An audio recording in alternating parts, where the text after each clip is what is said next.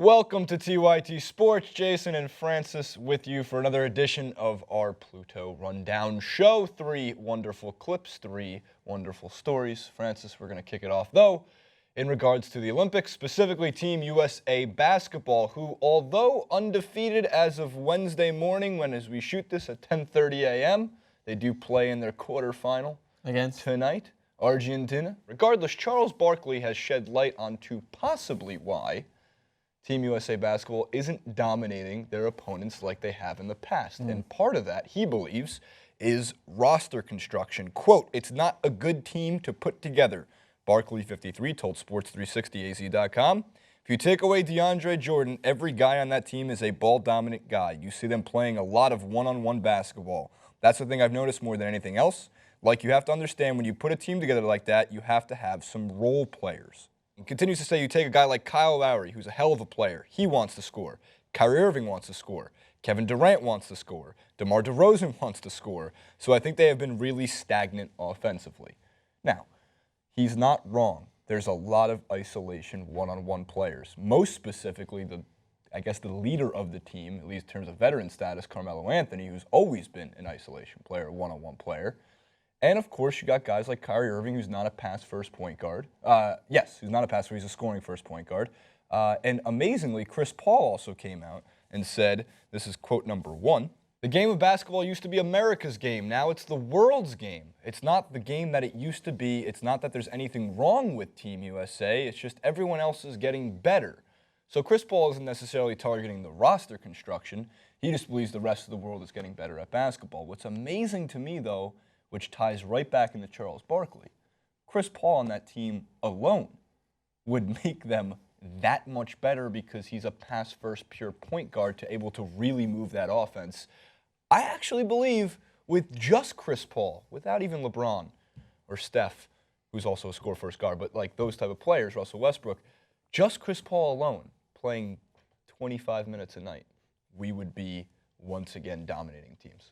Chris Paul takes pride in making everyone else better. Without Chris Paul on the Clippers, DeAndre Jordan doesn't score half of his points. Blake Griffin, when he has the opportunity to, doesn't score half of his points. His assist statistics are phenomenal. LeBron James, I would make the case for very similarly because I think LeBron James enhances Kyrie Irving's game when you see it at the Cavs because he almost takes up that role as a point guard because his passing is second to none. So I can see where he's coming from. I mean, I think that there's 2 parts of it. I think that the roster is constructed in a way that a lot of these guys, Kyle Lowry, DeMar DeRozan, Carmelo Anthony, a lot of them do like to try and make space for themselves and shoot. That's just the way, when you look at their roles on their individual teams, that's exactly their type of role. Carmelo Anthony for the Knicks is a scorer. That's his job. He has been in the past, similar to Kyle Lowry and DeMar DeRozan. And I think that when you have a collective team of 5 of them on the court, I think that it's tough to try and ensure that ball movement's there. Like when you have a guy like Jimmy Butler, who is a good two-way guard, who can defend and also looks to try and enhance his teammates, and he scores as well. I think he's someone that you need in there. Like, so you always got to have one of those players in your starting 5, I believe. Like a Chris Paul who's going to look to assist, a Jimmy Butler who's going to look to try and pass and look for someone else who perhaps is better suited for that position. Like I feel Kyle Lowry, a mid-range jumper, might not be his specific strong suit, but I feel like when you're in Team USA basketball and you've got this idea that when you have your time on the court, you want to take advantage of it, he would maybe look to shoot rather than try to find someone who's at a better position. And I'm not saying that to put the criticism on just Kyle Lowry. I mean that collectively as a team, rather than maybe look to enhance a position where someone else is better, sometimes they'll just take the shot because it's there. And they don't have as much time on the court. They don't have as much time to bind together to be that to get that team chemistry to the point where, all right, I'm in a mid-range jumper, but Steph Curry's sitting out on wide 3. I'm going to pass it out to him because he's going to knock that down. Right. So, and Steph Curry's not playing on. We have a lot of, which you know. There's a lot of shooters. A lot of isolation ball. And that pretty much explains half of why USA has only beaten their last 3 opponents by a combined 16 points. Again, Wednesday morning. Maybe they go out and demolish Argentina like they did in the tune-up game by 37 points on June 18th. Or maybe they lose by 37 points and it's not necessarily a shock at this point. USA getting upset is not a shock. Once you get to those knockout stages, the semifinals, quarterfinals, gold medal game, hopefully, then you're starting to look at, are we in danger of losing? And the very short, true answer is yes. Whereas in 2008 and in 1992, there was no danger. There was no worry. The games were over at halftime. So Charles Barkley, who is obviously somebody who likes to speak his mind, is very blunt in his opinions, is right. The roster construction, now that we see it in full swing against these international teams, is not necessarily made as great as it could have been.